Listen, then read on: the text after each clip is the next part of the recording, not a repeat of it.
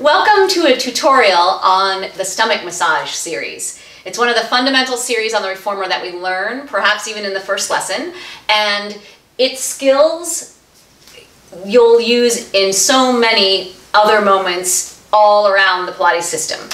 And sometimes I find myself unable to stop talking about there's another moment of stomach massage. It's just like that moment that you have in stomach massage, and I feel like it applies to so many things that we do in Pilates.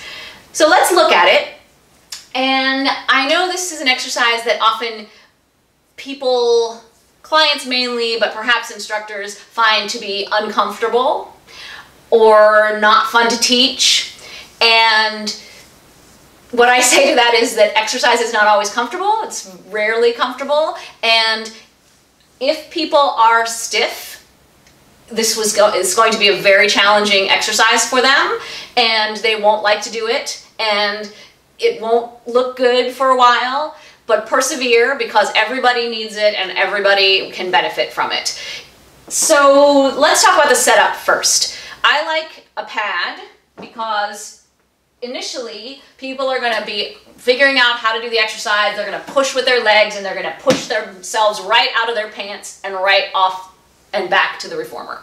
So the pad will help to keep that to a minimum, and we'll talk about the whole pants coming off thing later. And I'm going to start on 4 springs. In my training there was a little rule that, and I put it in air quotes because it's a guideline, and based on the body in front of you, it may or may not be something that you'll choose to do. So all the springs on, which is 4 on the Scratch reformer, is what I like to start with for the first exercise in stomach massage. I find that although the spring is very heavy, my body needs a lot of support to do the position of the first exercise, to get the lift, and the heavy spring helps to do that. And you can always sit people back if necessary, and we'll talk about that right now. Another thing that we learn perhaps as a rule is that you should put your bottom as close to the edge of the reformer as you can and do the exercise from there. Which, yes, for some people that might be a goal, but that may not be today's goal. So I would suggest that you sit back as much as you need to be able to feel that you can lift your low back up in a vertical position.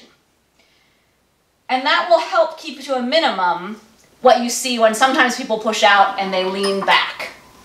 If they can have a sense of lift and they can feel it, it's going to be much more successful because they're going to be able to sit up throughout the exercise.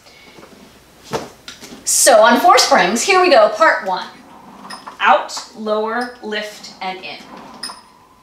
And you want to keep growing in the back, especially during the moment where the heels go down. If you remember, earlier in our reformer, we do a lying down version, tendon stretch, where the heels lower. And in a lying down position, it's easy to feel your lift in and up as you oppose the reach of the heels. Now it's a little bit different because you're sitting up, but you really need that opposition of lift in the stomach and the back as you lower and lift the heels. And that way it's going to help you to keep still while the legs are moving. After 10, if you are able, you're going to take one hand and reach down and take off a spring in the middle. This is a very beneficial skill for people to cultivate. People may be very stiff. It may take a lot for them to reach down and take the springs off, but if they can, they should. On 3 springs, the hands back, you've got a couple options for the hand position. This is the ideal if the shoulder is able to do it. This might be a nice option if this doesn't feel good.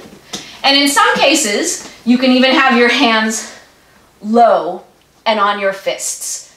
However, this looks pretty good for me, maybe, but this low position does not encourage the back to have to lift. There's a reason the shoulder rest is higher than the mat.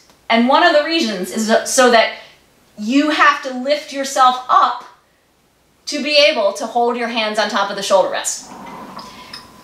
And this is kind of a big stretch in the shoulder for me and across the chest, but I need it. And this is usually the one, back to taking the pants off. If people push with their legs, as you can see I'm doing, it's going to steadily move me backward, and my pants are coming down a little bit. Oh dear, not on YouTube. So let's talk about why that happens and how to keep your pants on. A wonderful, a noble pursuit. So remember that Pilates implies we only have one exercise, and that every exercise is a version of the double leg pull. Everyone remembers 2 legs in on the mat, everything reaches out, everything comes back in. Double leg pull. So here we have to find the stomach and the bottom and all the things in the center so that when our legs stretch out in our double leg pull that we're doing here, we're going to use our center. It's going to stay in a good spot. It's not going to move back on the mat, and it's not just going to be pushing with our legs. So let's give that a try. So lift your stomach. Just feel your feet on the foot bar and lift your heels up. And then feel like you're leaning your stomach on your feet so that when you push on that foot bar, you're going to engage your stomach and your bottom. And keep that pressure on the feet considerable so that you're always pushing it away. And now I'm holding my spot much better.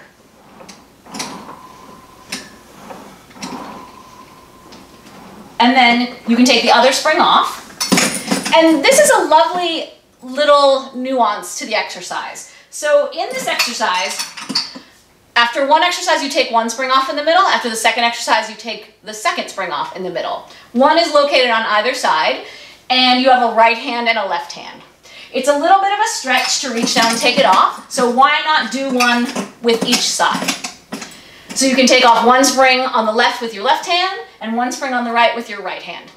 All in pursuit of symmetry in our bodies. Now we're on 2 springs. Now we have to sit up with no hands. And here's where our two-way stretch becomes the most clear visually. So you're going to stretch everything out. And now, as you bring the carriage in, you're still pushing into the feet, you're still reaching in the upper body, and the stomach is working. You've got 2 opposing reaches and a strong center. Yay, we have Pilates. And I'm really pushing on the bar, lifting my stomach, pushing on the bar, lifting my stomach, and the carriage comes in. And then we get this part built into us like a machine, so now we can do fancy things on the top like twisting. But you have to make sure that the bottom, the lower body, still does its job, nothing's shifting around, but it's very solid so the upper body can do what it needs to do. Thank you so much. I enjoy so much talking about stomach massage. And let's talk about one other moment, because I feel like it's such a lovely moment, and if you have this skill built in from stomach massage, it'll be kind of a snap. Let's go to our rowing exercise, just briefly. I'm going to go to 1 spring. I'm going to put the headpiece down. This is rowing 2. So this is our starting position. And then let's see if you can spot the stomach massage number 3 moment inherent in the rowing 2. So you're going to lift and go back and come up and complete the exercise. And often what happens is we do this part really nicely, and then our stomach goes away, the carriage bangs. Not so good. That seems to indicate that something is missing. And what is missing is stomach massage number 3. Let's review that just for a moment, then we'll be back to the rowing, in case you missed the moment. Okay, I don't have a pad, but I think that's okay. And yes, it is stomach massage number 3. Okay, so here's stomach massage number 3. This is the action. This part lifting up to close the carriage. So now let's look at our rowing again and see what should be closing the carriage. Rowing. And here's our stomach massage to close the spring, and then we continue. And you know, it even feels really good. I'm going to do it again. Scoop scoop and reach.